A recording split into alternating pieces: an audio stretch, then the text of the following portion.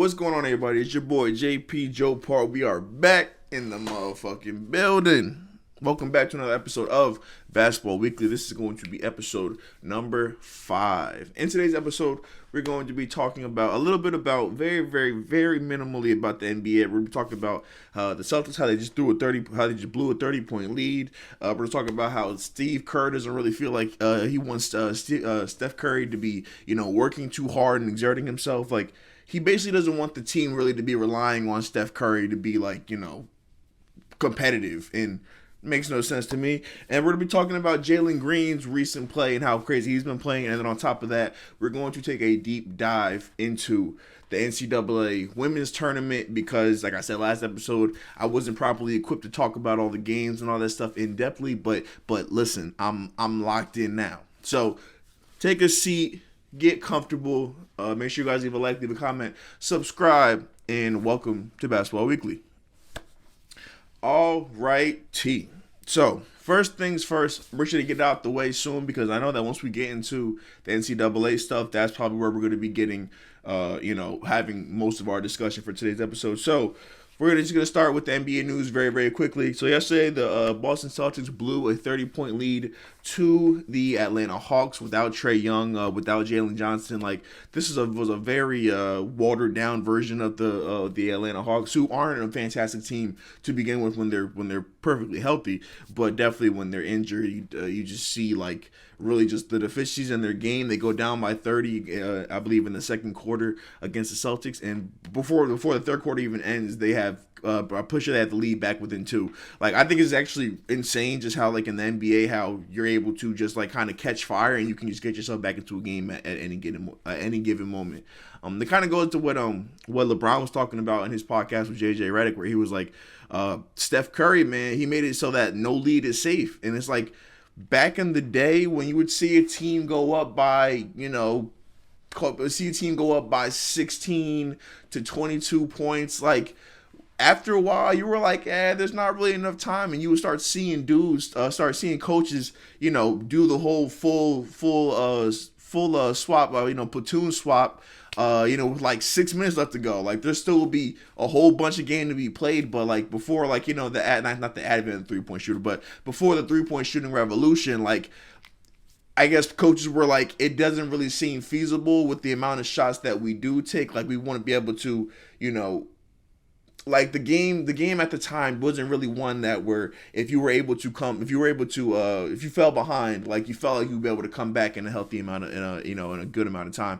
But when Steph Curry comes in, you see the 3-point percentages and 3-point attempts for each team start skyrocketing. You start to realize, hey, when we're down by 20 points, if we make 4 3-pointers, we're literally back in the game. It's only an 8-point game, so. But the Celtics, they had that 30-point lead going into that. Teams were 152-0 when they were up by 30-plus points at any point throughout the game. Right, I believe that's status for this season, which is crazy to me because how the fuck were there that many teams that were up by 30 at one point or another? But that's neither here nor there. But so the Celtics, they blow this lead, and the commentary surrounding them so far has kind of just been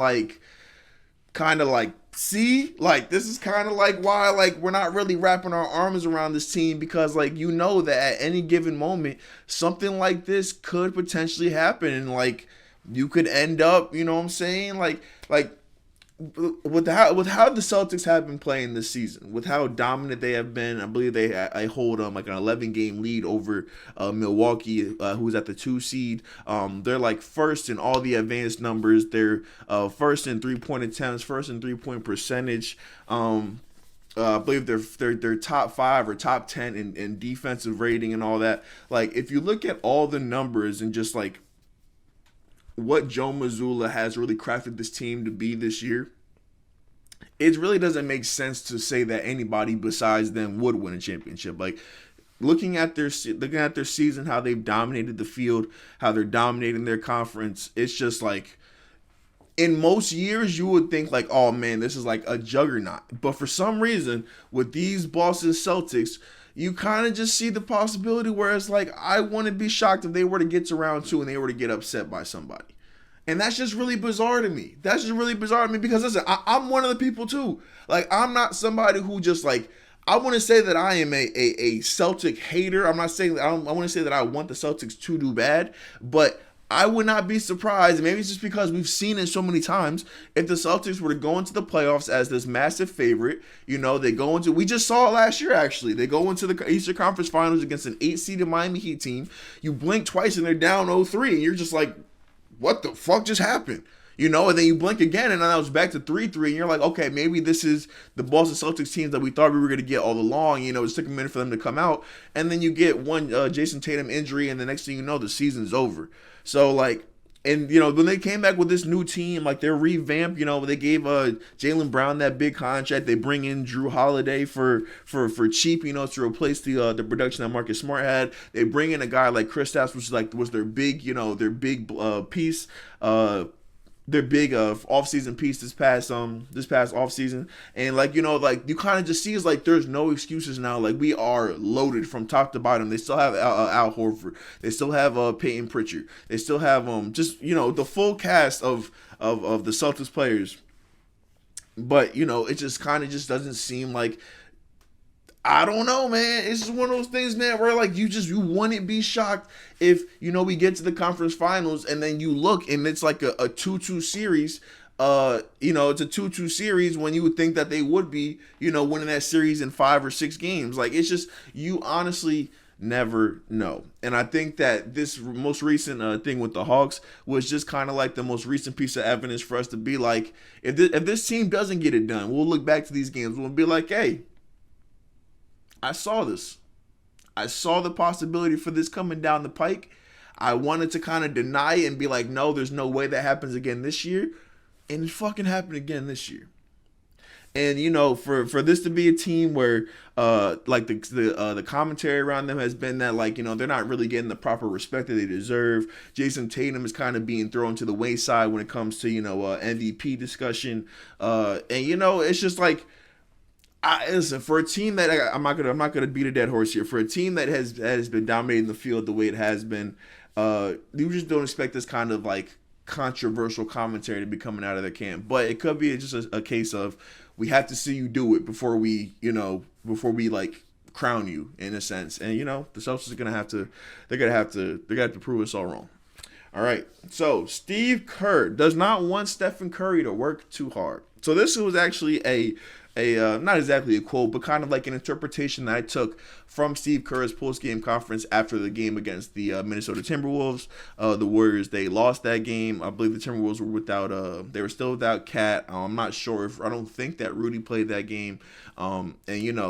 It's one of those games where Steph is kind of carrying the team. Nobody really else on the Warriors is really establishing themselves as a great second option. The Warriors, if you watch their games, that they have a routine where Steph's going to sit down at the towards the end of the third quarter into the fourth for his rest, and then he'll play the duration of the fourth quarter, probably around the 10-9 minute mark. He'll play the rest of that. Play the rest of that out. But in this scenario, Steve Kerr kind of gave him a little bit of an extended rest, and I believe he ended up not coming back until I believe there was 6 minutes left in the quarter. And when you're in the position that the Warriors are in, and they're trying to secure that playing position, they've been a team that's kind of been topsy-turvy the entire year, and they've been dealing with all types of different kind of controversy. You have the whole Draymond Green thing with him getting suspended for not spin punching Nurkic in the side of his head. Klay Thompson's been having a fucking identity crisis the entire season. Not sure he's having a hard time of facing the fact that he's not one of them ones anymore. The fact that Father Time can catch up to a guy that has torn an Achilles and an ACL. Klay Thompson's been going through that. Andrew Wiggins has been going through, this kind of 2-year saga where he's kind of just not been the guy that the Warriors have, thought that they were going to get, after their 2022, I believe it was 2022 championship run. When during that series, you saw really a side of Andrew Wiggins you had never seen before. It was a consistent, locked-in version of him. He was a vital offensive piece. He was guarding people like Jason Tatum. He was guarding Jaylen Brown. Also, he was guarding Luka Doncic. He was a key piece in the Warriors getting it done that year. But ever since that year, like they've been like, there's just been this weird kind of like personal, I guess dark cloud following over him, and like not to say that like it's kind of like causing like a bad light on the team. It's just that the team already has enough going on when you also factor in the fact that Andrew Wiggins has been going in and out, and he missed like those games last year. He came back, he wasn't quite who he was when he had left, and then he comes in this year and he's struggling mightily, and like now he's out here getting outplayed by people like Jonathan Kuminga. It kind of just makes you question, like, what, like, is this the Andrew Wiggins we're going to be getting going forward? And that's the case, then is that somebody who we're going to be actually going to be able to build with? Because like this former Andrew Wiggins, I don't like the guy, man. I ain't gonna lie, he's not that good.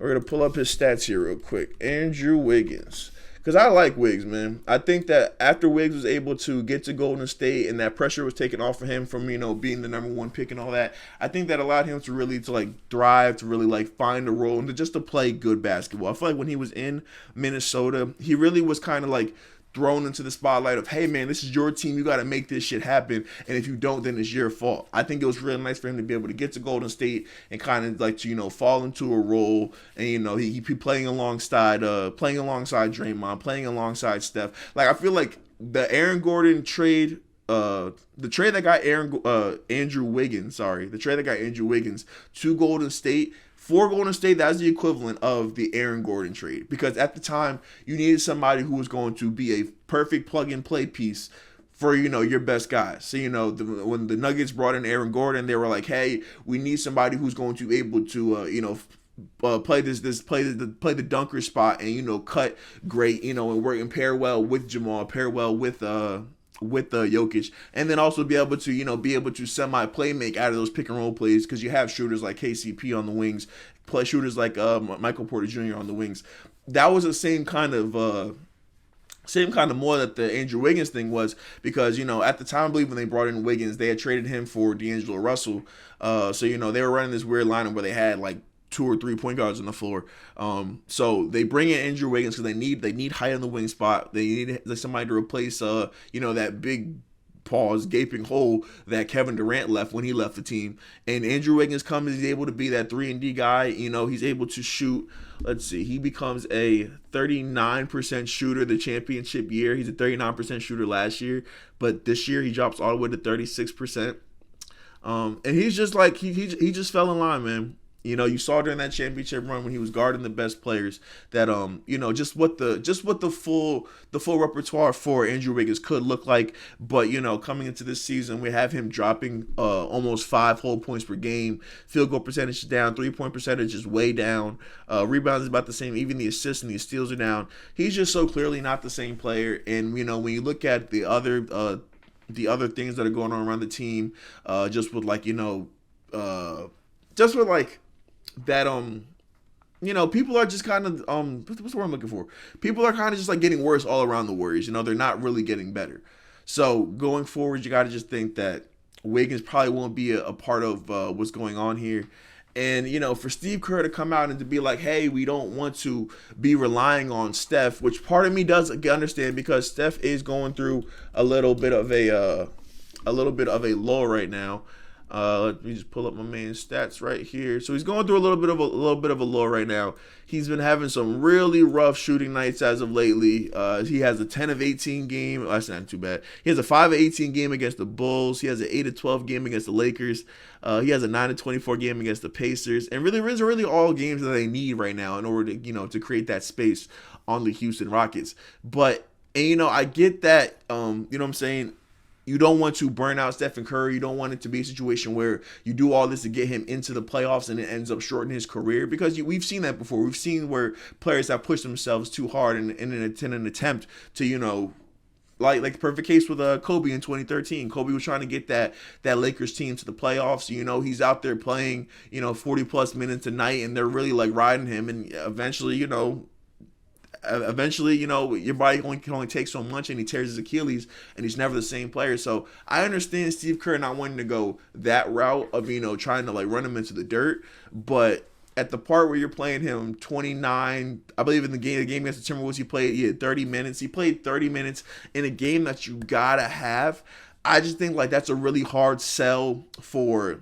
It has to be a hard sell for the front office. Like it can't be easy for Steve Kerr to be like, hey, yeah, I put Steph Curry on the bench because I don't want him to, get hurt even though we're in this playing push. It's like if the guy is healthy, and I don't believe there's any reports of him being injured, if the guy is healthy, you want him out there. Like it's a very hard sell for the front office and to the fans. Like the fans, they're not stupid, bro. Like they can read an injury report, they can look on the court. Like if Steph Curry looks healthy, and in this game he had 31 points, he was 9 of 21, he hit 5 of 11 threes. So it wasn't like it was a game that he was struggling in, and like you can definitely see the fatigue wearing on him. It was a game where you feel like if you get 35 to 36 minutes of Stephen Curry, you have a very good chance to win that game. And, Steve Kerr's been getting a lot of flack for this.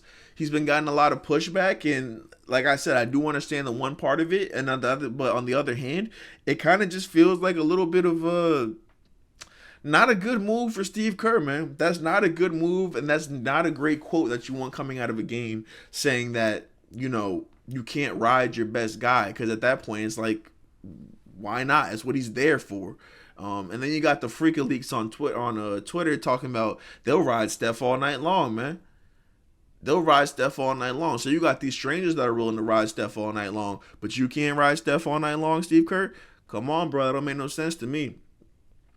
So now the Warriors are looking at, they have only a half game up on the Rockets, who are just, I believe yesterday just won their 9th game in a row against the Portland Trailblazers. And man, listen, the Rockets have been playing like a brand new team ever since Nick Young and Gilbert Arenas flamed Jalen Green's girl. The man's been balling out of control.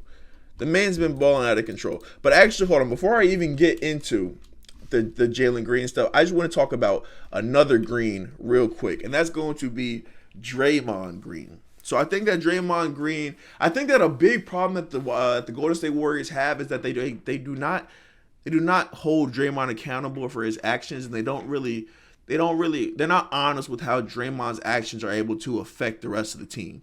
So just last year, everybody knows you have the incident with Jordan Poole and Draymond Green, where they're tripping back and forth in practice. Draymond Green, Jordan Poole says something that Draymond Green doesn't like. They go face to face. Draymond Green knocks this nigga into Washington D.C. All right, so that happens. They're coming off a championship, and there's no repercussions really from this situation. Like, and from that point, like the entire season is toast. Like, you know what I'm saying? You got Jordan Poole. He's ready to get out of there. Apparently, the relationship's already deteriorating between Draymond and some of the guys. Draymond and Jordan Poole now have a strained relationship. This is supposed to be two guys that are supposed to be the quote unquote, they're going to be the future of your franchise, at least for the short term. But they can't stand each other. You're supposed to be a team that's supposed to be trying to rebound and win a championship. And now team chemistry is thrown off. So that entire season last year is a wash. Like after that incident, which you kind of watched the team, you saw the ebbs and flows they went through. They were one of the worst road teams, I believe, in all the NBA last year. And you kind of just see like that year is a wash. So going to the offseason, they trade Jordan Poole away. They bring in Chris Paul. And now it's like the idea is we're trying to just flip the page, right? We're trying to just create a new slate. Draymond, all that stuff that happened last year, we got rid of the quote unquote problem that is Jordan Poole. And now we can move forward from it. And I guess that there's no one who actually I feel like there's nobody who actually ever sat Draymond down and really explained to him just what the ramifications of punching your teammate square in the nose can do to the season. At a time where vibes are supposed to be at an all-time high, you guys are kind of in this what the fuck in between state, and you guys are asking yourself, should we potentially suspend one of the most important pieces from our dynasty on ring night, no less. And I feel like that kind of has carried around and stuck with this team for going into this season. Because even now, last year you saw that Draymond was kind of becoming like this loose cannon. He was kind of becoming like this guy where you couldn't really rein in. I think actually during the championship years when you actually really saw it. You saw that his skill wasn't quite there. His skill had not fallen off to the level where it had now. But in 2022, you had seen that like there were little cracks in his skill that were starting to come to the forefront.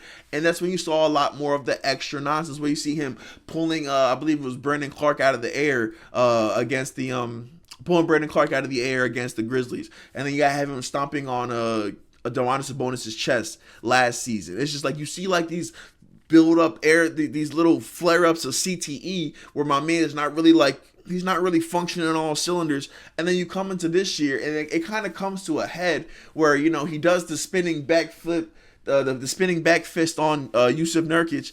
And now you have other players from other teams saying like, hey man, this guy's a fucking bug out, bro. Like this dude is actually out here doing the most. Like he needs to like seek help and all this good stuff. Then at that point, the league has no choice but to honestly step in and make a move. But I guess my big problem is that that's the league stepping in and making that decision for the Warriors instead of the Warriors saying like, "Hey, Draymond, we gotta really like sit down and talk this shit out because you can't keep getting ejected for trying to knock niggas the fuck out. Like you trying to run people over, you trying to punch people in the side of the head, like." It makes no sense. It takes things so far away from the actual sport of basketball that it fucks up everything around us. And you know what I'm saying? I feel like that the Warriors are a team where, and Steve Kerr in particular is a coach where like he kind of has to have things kind of like rolling. Like they have to be in perfect position for him to honestly be able to take that team to where they go. Because we've seen years where, you know what I'm saying, they've had, you know, injuries in one place or another. And the team just isn't quite, you know, the team that you're used to seeing. Like, of course, if you use a vital piece, you're gonna have ups and downs when it comes to replacing them. But we've seen that, like, if you're out, if the Warriors are not with this same particular lineup for a certain amount of time, they will go through big ebbs and flows, and we will not see that consistent great brand of basketball that we're used to seeing from them.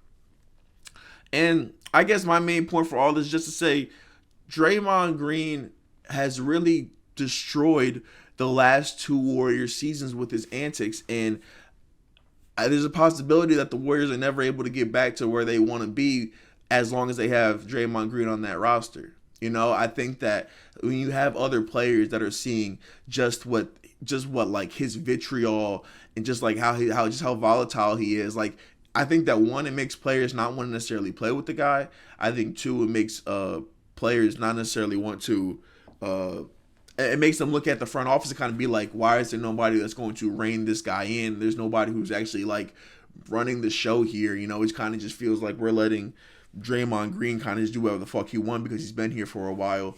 And it just makes other teams like the organization and just be like, who's same question, who's really running the show here? Who really is the guy who's going to, you know, put an end to all the nonsense? And it had to be Adam Silver. And, you know, I think the fact that it was Adam Silver and that it wasn't the Golden State Warriors themselves, that only is going to hurt them going forward, you know?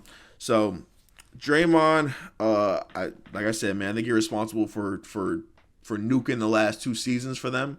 I think that like really like, bro, you need to like really like lock in and just understand that like it's not about you, bro. It was never about you. Like, you know what I'm saying? Like, you were a great piece, but you were only a great piece because you were surrounded by Stephen Curry. You know what I'm saying? Like, it was never about you. You know what I'm saying? And I think that he's gotten to this point where he feels like it is about him. He feels like he has, like, this aura. He has, like, this responsibility that he has to carry. And, like, he's, like, the tough guy for the team. And it's just like, we don't need you we don't need you there anymore, bro. We do not need you anymore there, bro. So, listen, trouble in Golden State. Hopefully they figure that shit out. And going back to Jalen Green, man. Jalen Green has been playing out of his fucking mind ever since Gilbert Arenas and Nick Young came out here and flamed his wife, calling her all types of, you know, everything except for a woman of God. The man's been, I believe the last month he's averaging like 28 points per game. He's become literally Stephen Curry with the whole shooting threes and turning away thing. It's fucking incredible the way he's been playing, and it just goes to show you, man, there's nothing in this world that really makes you lock in more than having to fucking pay for a baby. You know what I'm saying? Like, so The news came out that him and his girlfriend Drea, they're supposed to be expecting their first child. And then I believe another report comes out saying that there's potentially two more women that are also pregnant at the same time with Jalen Green's babies. You know what I'm saying? And at that moment, Jalen Green has a decision to make, bro. If I keep playing how I've been playing, I don't think that these 20 points per game is going to be enough for the Rockets to give me that big deal I'm going to need to support these children.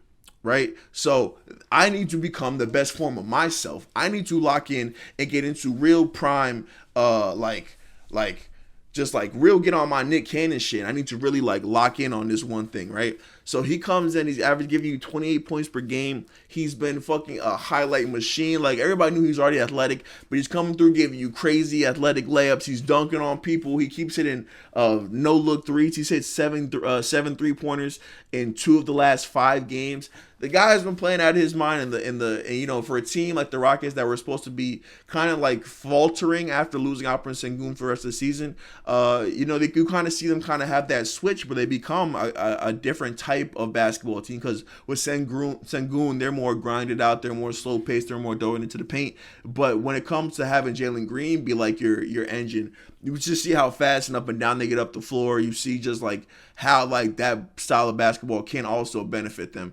And I think that this stretch for Jalen Green is really good because he was at a time where you weren't quite sure what the future held for him in Houston. You know, like with Sengun emerging over him the last couple of years, it kind of just had you thinking that maybe he was expendable. And he might still be expendable, but you might be able to get a very, very good haul back for a player of this magnitude if he is this player going forward, or if you're able to sell that he will be this player going forward. And listen, man, I just think it's really good for Jalen. I think that with the news with G League Ignite getting disbanded, basically because due to like I guess lack of success stories, quote unquote, to have somebody who did play for G League Ignite and for them to be kind of rounding into that corner. You also have Kuminga, who this year has been coming into his own. It kind of just like it's a good feel good story for a team that otherwise has not seen much good news the last couple of years, both the Houston Rockets and the G League Ignite, to see that like, hey, they were able to create a couple of very good NBA players out of, you know what I'm saying, their very limited experience. And I just like, and listen, man, Jalen Green has a real chance to mold himself into a very good role on an NBA team. I think that his athleticism, I think that his ability to score, him being that torch, he'll always be able to find a role on a team in this in the NBA, in today's NBA. But that's really it. I think that all the inconsistency has to really like come down. I think he has to like he's had a lot of games this year where he shot poorly, where you know he was essentially played off the court. And I think that for Jalen Green, the next step for him is going to be how can he tie this in? Like, if it's not going to be in Houston, where can he, what's a team that's going to take that chance on him and he can honestly, be a winning player on a winning basketball team? All right. So that will be enough of the NBA for right now. I can't believe I just fucking blabbered for almost 30 minutes on that. But let's go ahead and we're going to roll into the NCAA tournament recap for the women's side. So as you already know, I'm going to be doing the women's recap because I really don't have much interest in watching the men's tournament. I ain't gonna lie to you. Like I've seen there's been a couple of games. I've seen that Kentucky was updated by a future upset by a future accountant. And just like I think that the reason why I'm not interested in the men's game this year is because that the men's game has always had like the star power thing over the women's game. Like back in the day, you had the juggernauts in the women's game. You had Stanford, you had UConn, you had Notre Dame, right? Those are the teams that like every year it seemed like you were gonna have a UConn Notre Dame, UConn Stanford national championship, right? Every single season, and the star players really only came from those two or three schools. It was mainly UConn and Notre Dame, right? But the one thing that the men's game always had was that they had great talent all over the landscape. I'm gonna like on top of my head. I'm thinking about the 2011 championship that UConn won. UConn, I believe that was a Cinderella team. You know what I'm saying? But they have future NBA players. They have Kemba Walker, right? And in that run, he plays against Kawhi Leonard. He plays against I believe Shabazz Napier is on his team. I believe is that the Trey Burke year. They might be no Trey Burke. They won the championship, but you just saw that like there was future NBA prospects all around, and it really just drew you to the tournament, right? And this year, I think that with this being a weaker draft class and people not having too many high hopes for it, like it's really lacking in the star department for the men's game. But the women's game has that shit on lock.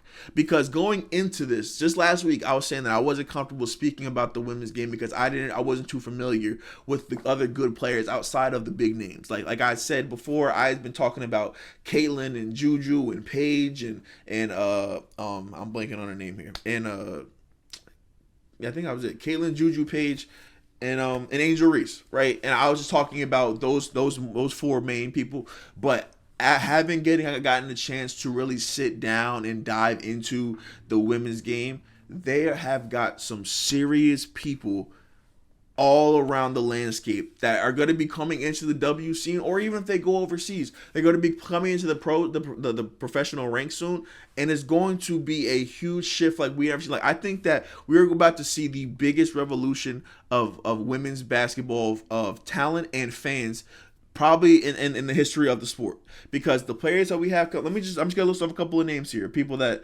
should be moving on to the W, right?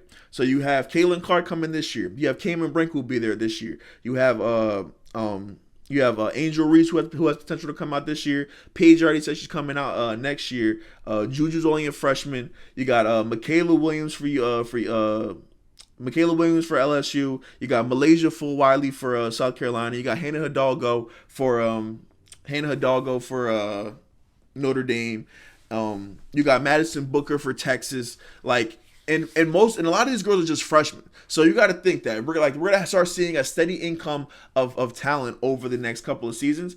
And when that shit comes to the league, you got to just think, man, that's more revenue dollars. Like you got to think a lot of these girls should be getting NIL deals where we'll be seeing their faces more. So by the time they get to the W, it won't be our first time seeing them. It won't be our first experience with Hannah Hidalgo. We'll have seen this personality. We'll have seen just like the dog that she is multiple times, and it's just gonna bring in more dollars to the WNBA. And the more dollars you bring into the WNBA, that's when I think you're gonna start seeing, the better jerseys. You're gonna start seeing the chartered flights, like all the things that the women's game has been fighting for all these years. I believe we're gonna start seeing it come true in this next decade or so. All right, so let me go ahead and just get on into it. We're gonna have to go team by team here because we've already played 2 games for everybody so far. So let's start at the very top. South Carolina has been kicking the dog shit out of people. And I said that last episode. I said, like, hey, South Carolina has just been this model of consistency where they've been kicking the dog shit out of teams the entire season. And that did not stop their first 2 games of the tournament. So they destroy Presbyterian, which is their 16 seed opponent that they face. And then they come back and they face the 8 seed UNC Tar Heels, and they're up 56-19.5. Like, they are beating the dog piss out of teams. And Dawn Staley has got that team moving like a flat-out machine. Like, the way how these girls come in and they just dominate the point of attack the entire game is super commendable. And I think that there's no other team in college basketball that can honestly that's honestly coached better than that South Carolina team. I think that they are incredibly disciplined. I think that they all are very confident in their skill set. They all know what they need to be doing and where they need to be. And I think that's just a huge testament to Dawn Staley and her ability to lead those women on a night-to-night basis. You can just see the respect they have for their coach, how they respect her, they respect her orders. They believe in her vision when it comes to winning basketball games. And of course it helps when you have national championships on your side. And Dawn Staley was also a great player in her own right. You just kind of like, it makes it easier for you to buy into them. And when you have a coach like Dawn Staley who is I feel like she's so sophisticated, she's so on top of her stuff, like that's somebody who you want to play for. Like that kind of like she reminds me of Gino Auriemma back in the day with the UConn teams. Like you could just see that the girls believed in his philosophy. They believed that, hey, if we play his brand of basketball, there's no reason why we shouldn't win. And you come out and you see Breonna Stewart, she wins 4 championships the 4 years she's there, following that mold. And Dawn Staley is that same kind of person where you just feel like, hey, as if I'm a freshman, you know what I'm saying? If I'm a top freshman, like if I'm Malaysia Fulwiley, right? And I'm coming into college basketball, and I have all the talent in the world. Like I already had the skill set. I really just need to hone my basketball regiment. I think that going to South Carolina and being coached by Dawn Staley is the best possible thing you could do for yourself. I think that was a great decision for Malaysia. I think that over the next couple of years we'll really see her get molded into because right now I think she's just a cesspool of talent. Maybe cesspool might not be the right thing. She has just so much raw talent that she would be a good college player no matter where she goes. But when she's with Dawn Staley these next couple of years, and you get to see really just her become a molded basketball player. Oh man, I think by the time she gets to the league, she's gonna be a fucking monster. She's gonna be up there with the levels of Paige and Caitlin Clark and all that good stuff. And now USC. I gotta pull up the bracket here. And now South Carolina is going to be facing. They're going to be advancing to the Sweet 16, where they will be facing. Oh my God, I'm fucking this up. Well, they'll be facing the 4th-seeded Indiana Hoosiers. So that will be a game that happens on the 29th. I really have no reason to believe that the Hoosiers will be in a position to beat them. The Hoosiers they did defeat Fairfield, and they defeated Oklahoma to get to this game. But I think they're going to get ran through. I think that it's going to take a heroin performance to defeat this South Carolina team. Just like the way how they are running on all cylinders, you're gonna have, I believe, a serious amount of star power, like how Caitlin Clark did last season, if you want to beat that team.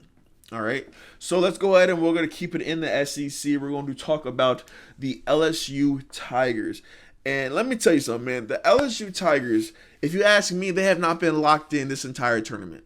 All right, so they did make it to the Sweet 16. They have a matchup against the 2-seeded UCLA Bruins this weekend.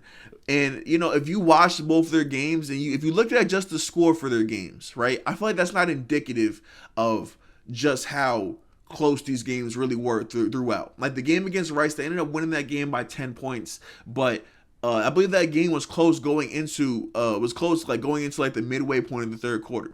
And the same thing happened, I believe, against Middle Tennessee, where they the game was close going into the middle part of the third, but then once you got into the third quarter, LSU goes on a 27-13 scoring run, and in the fourth quarter they really put them away by scoring 24 to 7 points to end up giving you this blowout score. But these teams have been playing LSU incredibly tight, and you have not really been getting the performance you would expected out of your big names if you're the LSU Tigers. Like Angel Reese, she shot 6 for 17 in the game against Middle Tennessee. She did give you 20 points. She gave you 11 rebounds because she's able to get to the free throw line still. But, you know, she already kind of has a funky game that, like, you kind of can see that, like, when she gets matched up against bigger players, she gets matched up against people who are, you know, as physically daunting as her, that she'll struggle. And, you know, as we get into the higher parts of the bracket, you're gonna start seeing these taller players, and you know, if she's struggling now against the Middle Tennessees of the world, when she gets to, if she ever gets to face South Carolina, what do you think? What do you think you're gonna be dealing with there? You're gonna be dealing with Cardozo. You're gonna be dealing with all that size. Same thing if she were to face like Notre Dame. Notre Dame's got some height there, like. You really want to have Angel Reese balling at the right level. Haley Van Lith has also been struggling mightily since the tournament started. Like before the season started, she was a 12 points per game person. Now she's over here giving you 11 points throughout the whole tournament. She's only shooting 25%, and like it just kind of just seems like it feels like to me that nobody on the LSU team is locked in. You got Flau'jae trying to tell people to stream her single. You got the coach out here threatening to sue people. It's just like, and let's just talk about Kim Mulkey for just a split second. Kim Mulkey, what are you doing? I understand that you guys are the defending champs. I understand that you guys are, you know what I'm saying, you guys have accomplished the goal already last year of hoisting up that trophy. But coming into this year, they're saying that, you know what I'm saying, they are a team that they're not scared of South Carolina. They're a team that they're trying to repeat, but it just kind of seems like the NIL stuff and all that has kind of gotten to their heads. And then at the same time, you have their coach who just kind of doesn't seem like she's been focused really the entire time. You know what I'm saying? Like she's throughout the entire year, she's had various parts where she's kind of been questioned for saying, you know, she says some questionable things, like the whole thing with the whole incident against South Carolina. She's talking about, I wish somebody would push Angel Reese like that. And it's like at that moment you expect your coach to be kind of the diffuser. You expect your coach to be somebody who's gonna come in here and like really like calm the whole situation down, but she's kind of being like the agitator. You're coming after the game against Middle Tennessee where you really didn't play great through 2.5 quarters. You know, you guys get a big third quarter run and a big fourth quarter to really to put the game away. But you know, you got to think that for when you're playing against the better teams like UCLA, or if you guys are able to run into Iowa in the Elite Eight, you really don't want to be playing this inconsistent brand of basketball that they've been playing so far. So that's when you really turn to your coach to kind of like be like that guiding light. And I just don't feel like Kim Mulkey has been that. I feel like she's kind of been lost in the sauce just as much as the players have. And I think that when they get to facing some real talent, like I think that this game against UCLA this weekend will really tell me everything I need to know about this LSU team. Because if they come out flat and they come out disinterested and they come out unfocused this week, then I would probably have to be looking elsewhere when it comes to what I think we'll be getting out of about who will be getting in the championship game, because I think that the other teams around the bracket, they seem like they're more focused than this LSU team. Like I think that South Carolina is more focused. I think that Notre Dame has been more focused. Texas has been playing out of their mind the first 2 games of the tournament. Stanford has been blowing teams out, and they already battled us. They played a great game against Iowa State the other day. Hell, Duke and UConn definitely more locked in. Just if you look around the bracket, you can see teams that are playing a better brand of basketball that could potentially knock off a team like LSU if LSU is not going to be on their P's and Q's. Like I think that Anissa Morrow, she's played great for LSU. Michaela Williams, she's played great. She gave you 16 and 6 against Middle Tennessee. Anissa gives you 19 and 13. And Flau'jae, I think Flau'jae is actually the true X factor for this team, because Flau'jae, her skill set. And I actually had to go back and watch some of her high school footage to really like honestly just like understand just how like gifted of all offensive player she is. She's got that torch on her. Like I ain't even gonna lie to you. Like she's got the ability that when she's on, she can lead your offense all by herself. So like, and I think that there's times when she kind of like will get like disinterested, I guess I'll say. Let me get the game against Rice. I feel like that was a game where you really didn't get to see you didn't get to really see the Flau'jae you thought you would see. So let's see, LSU Tigers. So Flau'jae gives you 14 points on 5 of 9. So, she gives you a solid game. She doesn't give you a bad game by any means, but she kind of seems disinterested, and then you kind of see that reflect in Rice being, they're the 14th seed. They only lose by 10. But you see that when Flau'jae comes out and she plays inspired basketball, when she plays with that chip on her shoulder that only she can play with, you see that, like, it galvanizes the entire team. It gives energy to people like Michaela. It gives energy to people like Angel. It gives energy to people like Anissa. So the game against Middle Tennessee, she gives you 21 points on 6 of 10 shooting. She was aggressive though, shooting 8 of 12 free throws. So I think that Flau'jae really is the X factor for this Tigers team. But I think more than anything, bro, they gotta focus on the shit up here, man. They gotta focus on the mission at hand. If their goal is to repeat, and I know that's what they want to do. There's nothing more that Angel Reese wants more than to be able to, at the end of the season, be able to be pointing at her ring finger because she won back-to-back titles. And I think they have the talent for it. I believe I believe that even though they have kind of like an unfocused coach right now with Kim Mulkey, we've seen that they have what it takes to win a national championship. And so they're gonna have to get it together. I know that when Haley Van Lith got here from LSU, her goal was that, hey, I'm here to win a national championship. And I know that she's not playing up to the standard that she probably had for herself when she got here. So this game against UCLA is going to be huge for them. I think that really the first half of that game will tell me everything I need to know about this year's LSU Tigers. All right. So Regional 4 in Portland. All right, so we're actually going to be starting with the Iowa State Cyclones. And the main reason why I want to talk about them is I want to talk about freshman, I believe we would call her a center or forward, freshman center, Audi Crooks. So Iowa played against Maryland in a game where they saw themselves down by 20 points at one point. And the reason why they were able to come back is because Audi Crooks came through and played the most fundamental brand of big man basketball I've seen since I was 16 years old. It's not every day that you get to see somebody just dominate the game strictly off of fundamentals. That was the big thing with Tim Duncan, right? People love Tim Duncan because he wasn't flash. He wasn't, razzle dazzle with the fakes and shit. He just got the job done. And in that game against Maryland, Audi Crooks just got the damn job done, right? I actually did a little commentary. I don't think I saved it. Never mind.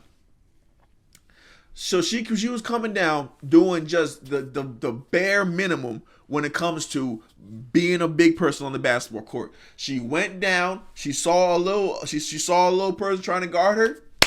Give me this. Put the ball in my hand. When she got the ball in her hand, bro, one dribble, shot. She did that for 40 points. They saw themselves down 20 points in the first half. She came through. She gave them 40 points. On 18 of 20 shooting, 40 points, 12 rebounds, no assists. Every time she touched the ball, she touched the ball to score. When she touched the ball, she put the ball up. Right? There was nothing that the American Terrapins could do to stop her. And I just think that was probably the best fucking basketball, the best big man basketball I've seen in a long time. Because I think nowadays we have a lot of players that do, we have the Joel Embiids of the world who will do a face up and they'll do a pull up on you. Jokic is a little bit of a finesse. He's got the jump shot. He's got the floater. He's got it all. He's got the package. It's not every day that you just see a motherfucker. Give me that. The clap. Give me the ball. Throw the ball to my hand. She'll do it this way. She'll do it this way. You could throw it over the top. You could do a bounce pass right here. It's the same result every single time. One move, lay. Throw the ball over, catch, pump, lay. For 40 points. And she's just a freshman doing all this. You know what I'm saying? I'm just throwing off because and I don't want to sound disrespectful, but people with her physique usually don't do that. That is a Zach Randolph. That's a Zach Randolph game. You know what I'm saying? That's a game where that's a game where you solely do. That's a game where you solely score based off your knowledge of your body and how you're able to dominate the paint. You know what I'm saying? And for her to come out and for her to give you that 40 on the crazy efficiency she did, and she's able to do that in a 20-point comeback, I think that that has to be performance of the tournament.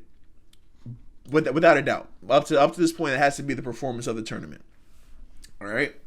Then Iowa State they came into a matchup against Stanford where they ran into Cameron Brink. And I'm going to say that game was the game of the tournament so far. And I know we've had a couple of great games so far, but the shot making that took place down the stretch of that game was absolutely incredible. So going into that game, I basically thought that Audi Crooks and Cameron Brink were going to cancel each other out. I feel like they both play granted they do it. It looks different for the both of them, but they play the same kind of brand of basketball. Where I felt like they were going to be a wash, and they ended up being a wash. Audi Crooks comes out. She shoots 3 for 21. She puts them bitches up. She shoots 3 for 21. Cameron Brink, she goes 4 for 9, so she's definitely more efficient. But they both score around the same amount of points, but we get to see wild performances from Emily Ryan, who comes on and gives you 36 points, 9 rebounds, 4 assists, 12 of 21 from the field, 6 of 9 from 3. Let's go here.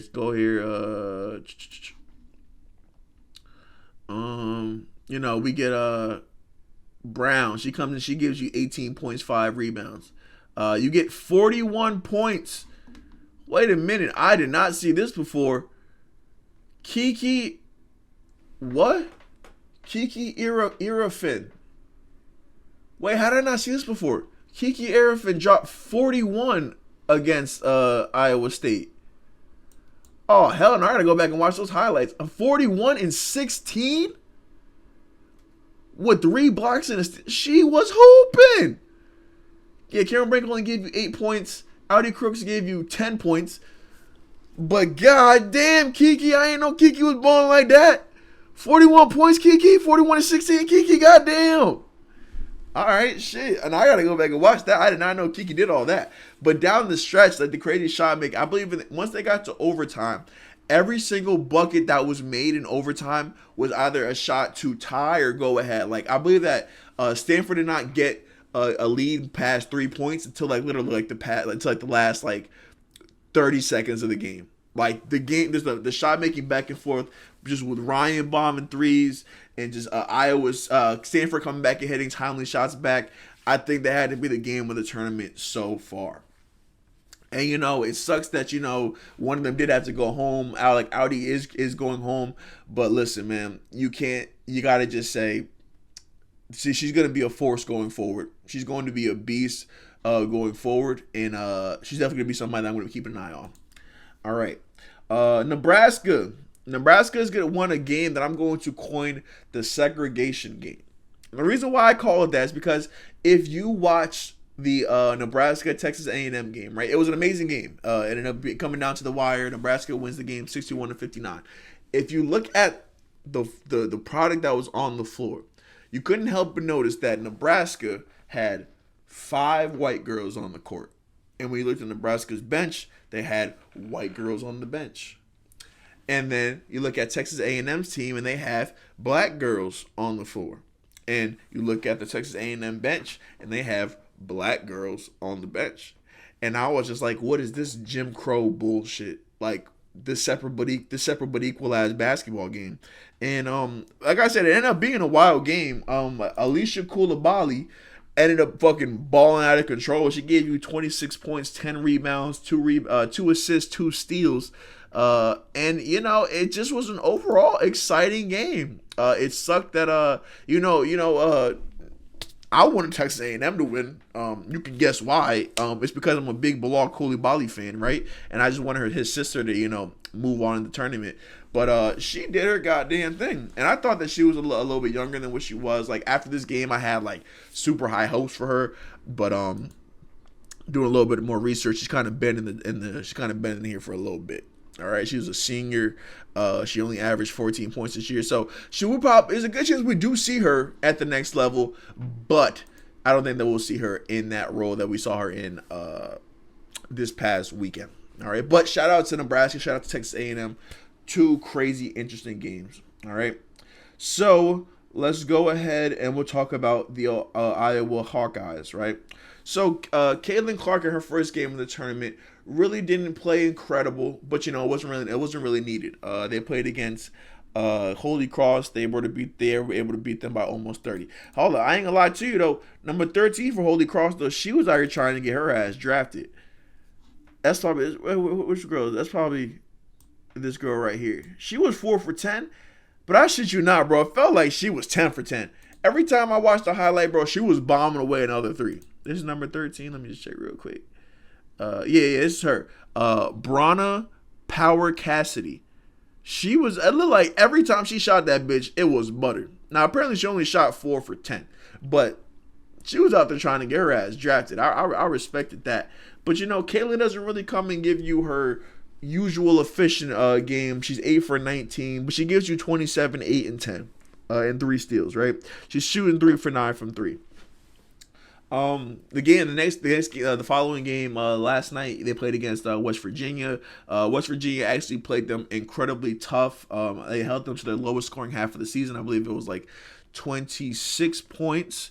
It was a great game, but down the stretch, you really got to see really just Caitlin put the backpack on and show everybody why she is the consensus number one overall pick. She also was able to set the single season D1 scoring record in the game against West Virginia. So more awards for Caitlin Clark. Hip hip hooray.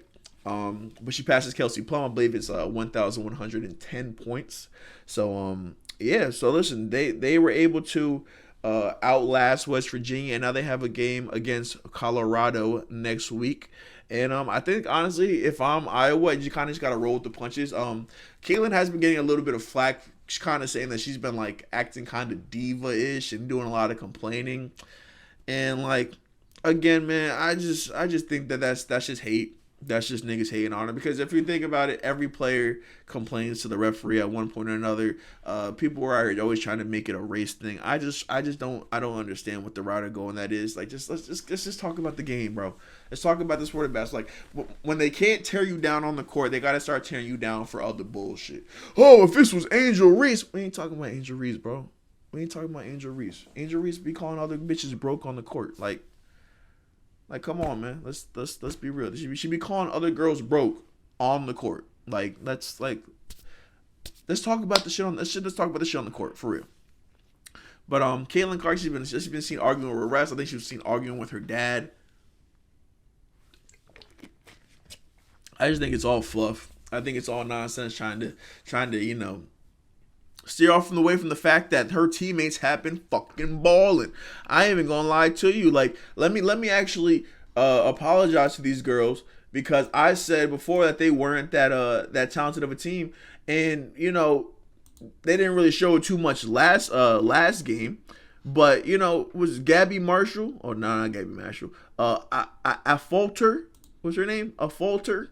Sydney Affolter, she came out here, she balled against West Virginia. She gave 13 big ones. Number 45, Hannah Stukely, she came and she gave you 12 and 11. She was out there a beast on the boards. And I think it kind of goes back to what I was saying a couple episodes ago, just saying that the Caitlin Clark's teammates have a great way of hitting shots around her and being like a great addition to her, and I think that going into the tournament, they probably didn't get as much respect as they probably deserved, just because of how great Caitlin Clark is.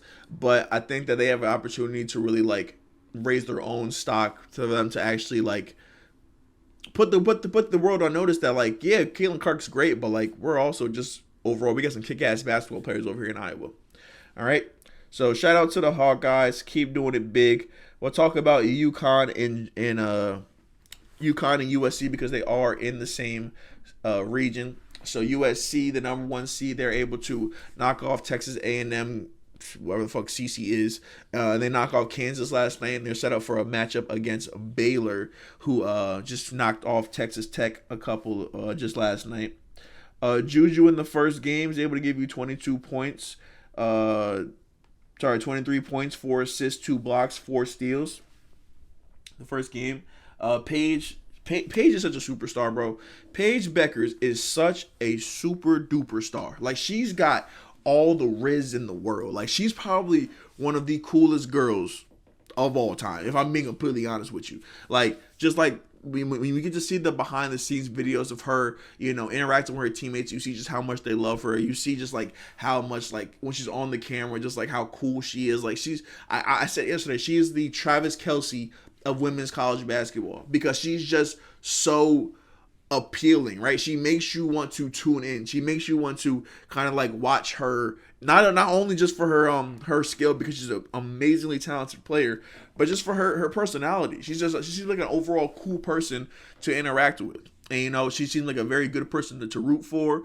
And when you come in here and you watch her play, it's just the other day against Syracuse, she scores 32 points, 20 in the first half. She has 10 rebounds, 6 assists, 4 points. 10 rebounds, 6 assists, 4 steals in a game against a Big East rival in Syracuse. And it's just like when you need your superstars to come out here and to lead you, you can rely on Paige Bueckers to get it done for you. And I understand more and more why Paige decided to go back to UConn for her senior year. I think that when she got injured, before she got injured, she literally was Caitlin Clark. I knew about Paige Bueckers before I knew about Caitlin Clark, right? Probably because I live in New York, so she's right there. But at the time, you saw all the hype, you saw all the talent, you saw that she was going to be the future of women's college basketball. Then she tears her ACL and she kind of falls not to the wayside, but she falls behind the hype train that is Caitlin Clark. And Caitlin Clark, with deservedly so, she comes in and she becomes the main focus across the nation. But Paige Bueckers does not deserve to be second to anybody. For realistically speaking, like I think that if Paige Bueckers were to come out in the draft this year, she without a doubt she would be the second overall pick. Over I believe Cameron Brink is the second on most people's mock draft right now, but she Paige Bueckers next year without a doubt she will be the number one overall pick without a doubt. She is she's box office. She's big time. Which is her skill set. When you have like her leadership ability, she's gonna be somebody who's gonna have the brands following her. She's gonna be you're gonna be able to profit off of not only her skill set but her personality and everything like that. You don't want to be behind anybody when she comes to the league. So I think that if she came out this year, she would be with Caitlin Clark, and she kind of would have got wrapped up in the whole. It would have been like I believe that what she deserves is that spotlight. And I think that's what she'll get. She'll get that spotlight next year coming out as opposed to this season. So we're a game away from Paige versus USC though. Sorry. We're a game away from Paige versus Juju, man. We are one game away. If USC is able to defeat Baylor and UConn's able to defeat Duke, we've got Paige versus Juju in the Elite Eight. But let's just talk very briefly on the Baylor Bears and the Duke Blue Devils, because they actually both upset their round two opponents to get here. The Baylor Bears, they were carried by Jada Walker last night, and they were able to defeat the Virginia Tech. Not last night, I believe it was actually the day before, but they're able to defeat Virginia Tech 75-72. Jada Walker, where is it at? Jada Walker comes in and gives you 28 points, 22 of which she scores in the second half, right? She scores 13 in the fourth quarter with 3 assists. She single-handedly defeated the Virginia Tech Hokies the other night. Like, down the stretch of that game, it was just give the ball to Jada and get the hell out the way. And I went back and I was like, oh, is this something that she's been doing the entire season? No, she's not even a big scorer like that. But when you get into that marching mode, when you get locked in on that trophy, you start doing out of body stuff. So for Jada to come out and to give you 28 points, it had me looking at this matchup against USC like, hey, Juju, you gotta lock that up. So I think that Jada Walker versus Juju will be a very good matchup. It'll be really entertaining. And then on the other end of the bracket, we had Duke. They upset the second seed Ohio State Buckeyes. They showed by as many as 16 in the first half. For Cotty McMahon for the Buckeyes, she was playing out of her goddamn mind. She was doing a real carry job in the first half. Like, she was killing it in the mid range. She was a big body forward, who had the ability to really score in the paint. But Reagan Richardson, she comes out, she gives you 28.7 rebounds. They're able to hold Ohio State to only 27 second half points, and they advance to face the UConn Huskies, which I think that's a matchup where Duke has the guards that can compete with UConn, with Reagan and everything. But I think that they're going to run into the buzzsaw that is UConn. You have Paige, but you also have to deal with I think what's that girl's name? I'm blanking on her name right now. The freshman. Is it KK? I think it's KK. Yeah, KK Arnold. So it's gonna be a tough sell, man. I think that Duke has the potential to match up well with them. I think that if Reagan, my God, all these names. If Reagan Richardson is able to put on a performance that she did in the last round, I think that Duke has a chance. But I got my fingers crossed because I just want USC versus the UConn. All right, so we're actually going to bounce back to the Portland regions to talk about Texas a little bit. So Texas was a team that I actually didn't get to watch too much of. Definitely not. I didn't watch any of their game against Drexel. They beat the dog shit out of them by 40. But I went back and I watched the highlights for the game against Alabama. And my nigga, Madison Booker is so tough. Madison Booker is so tough. Yo, she was coming down. A one-woman show on offense. Granted, Aaliyah, what's her name? Aaliyah Moore also gave you 21 points. But Madison Booker was coming out and getting her fucking bag. She's coming in. She's so first. She's wearing number 35, right? So she goes to Texas. She's wearing number 35. If you know Texas, you know number 35. She's out there balling like fucking Kevin Durant, right? So she's coming out. She hitting with the fucking hang pull up. She's got step back pull up. She gets to the lane and she can pull up there. She literally is female Kevin Durant. Now we've already seen the female Kevin Durant comparison being made. I believe it was Elena Deladon, and we have Breonna Stewart. Nah, none of them have the true package that Madison Booker has. Madison Booker got the handles. She getting her bag, and that mid range is my nigga. That mid range is my nigga. Like that. That is how you want to teach. Like to be a mid-range killer. Like if I wanted my daughter to be, if I was like, hey daughter, I want you to be the next Kevin Durant, I'm gonna have her watch Kevin Durant highlights, and I'm gonna have her watch Madison Booker highlights.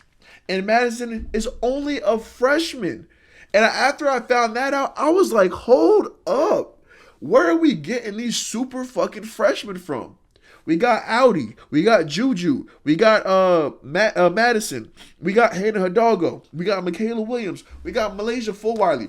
Like, and these girls aren't just like really good. These girls are fucking phenomenal.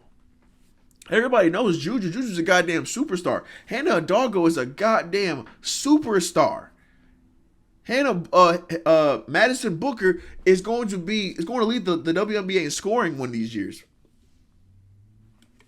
You heard it here first. Her skill set is that good. She's unguardable. And I literally just watched the one game, and you could just see, like, if you don't have the size to match up with her, or if you don't have the foot speed to keep up with her, she's dropping 40 on you every single night. So listen, man. Texas has a game against Gonzaga. I did not get to catch too much about Gonzaga, so I don't want to go here and speak negatively about them. But listen, man, I will not be surprised if Texas gets out of this region. They are going to have to get past Stanford, and it's going to be a tough. That's going to be a tough matchup for Cameron Brink to try to slow her down, just to try to slow down Madison Booker. But honestly, if Cameron Brink isn't able to keep up with Madison Booker, this conference game's going to be over. I think that Texas is going to honestly mop the floor with Stanford. So we'll see that when we get there. We still have one more round to get there. So we have Gonzaga versus NC State. Like I said, I didn't watch too much of either of those teams, so I don't want to talk too much on it. Alrighty, I believe we're actually almost done here. We just have to talk about Notre Dame. We just have to talk about Notre Dame, the Fighting Irish. So let me actually go up. All right. So I talked about every other team except for the Notre Dame Fighting Irish. So Notre Dame played against Kent State and they won that game by 14. They played against Ole Miss. They won that game by 14. And Hannah Hidalgo has not played amazingly through the first two games of her first NCAA tournament. Let's see. I'm actually going to have to pull up her stats here. So we're going to pull up the stats here for against Ole Miss. So Hannah, she gives you 19 points on 6 of 13 shooting. She's always going to be a beast on the defensive end, giving you 4 steals. And I think overall they got a very, very good balanced attack across the board from everybody. Wes Bell, she gives you 20 points. Citron, she gives you 17 points. And